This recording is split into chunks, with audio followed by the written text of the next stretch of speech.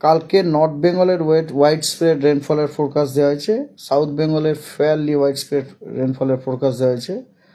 14 তারিখে নর্থ বেঙ্গলে white spread এবং ফেয়ারলি হোয়াইট স্প্রেড দুটোই দেওয়া হয়েছে। হোয়াইট স্প্রেড দেওয়া হয়েছে আপনার 5টি উত্তরের জেলাতে, আর ফেয়ারলি হোয়াইট স্প্রেড দেওয়া হয়েছে বাকি জেলাগুলিতে নর্থ বেঙ্গলের। আর সাউথ বেঙ্গলের কোস্টালের যে জেলাগুলি আছে তার সাথে সাথে পশ্চিম মেদিনীপুর, ঝাড়গ্রাম এবং পুরুলিয়াতে ফেয়ারলি হোয়াইট স্প্রেড রেনফলের ফোরকাস্ট দেওয়া হয়েছে 14 তারিখে। আর বাকি জেলাগুলিতে স্ক্যাটার্ড রেনফলের ফোরকাস্ট দেওয়া হয়েছে সাউথ বেঙ্গলে। 15 তারিখে উত্তরবঙ্গের জলপাইগুড়ি, আলিপুরদুয়ার এবং কোচবিহার এই 3টি জেলাতে হোয়াইট স্প্রেড রেনফল হওয়ার সম্ভাবনা আছে এবং বাকিগুলিতে ফেয়ারলি হোয়াইট স্প্রেড হওয়ার সম্ভাবনা আছে।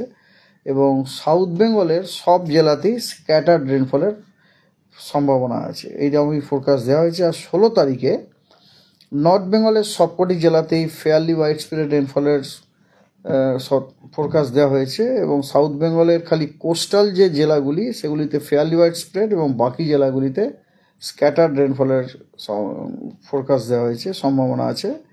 এবং 17 এবং 18-তে গোটা পশ্চিমবঙ্গের সব জেলাতেই ফেয়ারলি হোয়াইট স্প্রেড রেনফল হওয়ার সম্ভাবনা আছে।